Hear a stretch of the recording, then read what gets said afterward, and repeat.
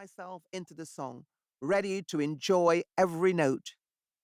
Use your mentality, wake up to reality. I sang, the broadest of smiles on my lips. My voice soared, my eyes sparkled, and I was transported to my favorite place, far, far away from reality.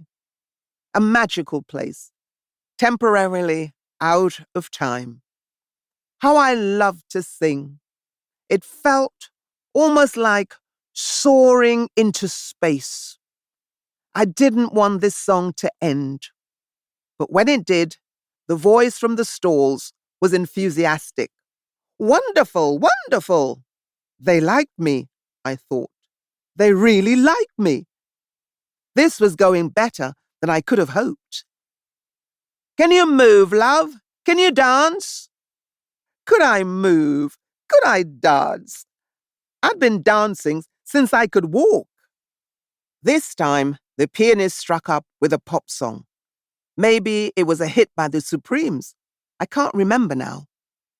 But I modeled myself on that world-famous Motown girl group when I'd chosen my outfit, so I looked the part. After smuggling my costume out of the house that morning so that my mother, Marmee, couldn't stop me, I changed at lunchtime in my office toilet before covering up my glamour with a maxi coat and slipping out to the theatre while everyone else was eating their sandwiches. I felt extremely sophisticated in my leopard print mini dress and knee-high leather boots. My makeup was striking too.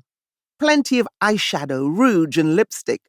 I wore a shiny black page boy wig over my own afro-styled hair. I thought of Marmee and her deep faith in me. Perhaps she wouldn't approve of what I was doing right now, but nothing could shake the sense of self-worth she'd carefully instilled in me. Believe in yourself, Floella, I told myself. I looked like a star, and I was ready to dance like one. What I lacked in curves, my figure was twiggy thin in those days. I'd make up for in energy and flair. I began to gyrate wildly as the music took over my body. Could I move? Nobody could doubt my enthusiasm. But although I'd pinned a flower to my fashionable wig, I hadn't actually pinned my wig on. One quick spin and whoosh! I went one way, my wig went the other. A roar of invisible laughter came from the stalls. As I tried to grab the wig, I realized that my short dress had ridden up to become even shorter, and my underwear was on full display. I knew I couldn't let my embarrassment show. Keep smiling, I told myself. Keep dancing. I must have impressed despite everything, because the next thing I knew, I was being asked to stay back to read. I was auditioning for a groundbreaking new musical called Hair, about a group of young anti-establishment hippies in New York City, rebelling not just against the Vietnam War, but against their conservative parents. The plot revolves around the main character's decision whether or not to burn his draft card.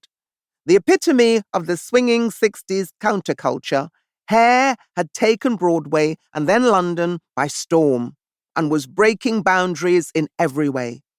The infamous nude scene had been all over the papers. Neither of my parents would have agreed to my audition for the touring production of the show if they'd known what I was up to, though I hoped Daddy at least would understand my desire to join the wonderful world of showbiz. Marmee was another matter altogether. I had a proper job in a bank, didn't I? I had security. Marmee wasn't going to be too keen on me giving up all that. Daddy's meager earnings as a musician had thoroughly disillusioned her about following a dream career as an entertainer. The stage manager, a young woman called Daisy,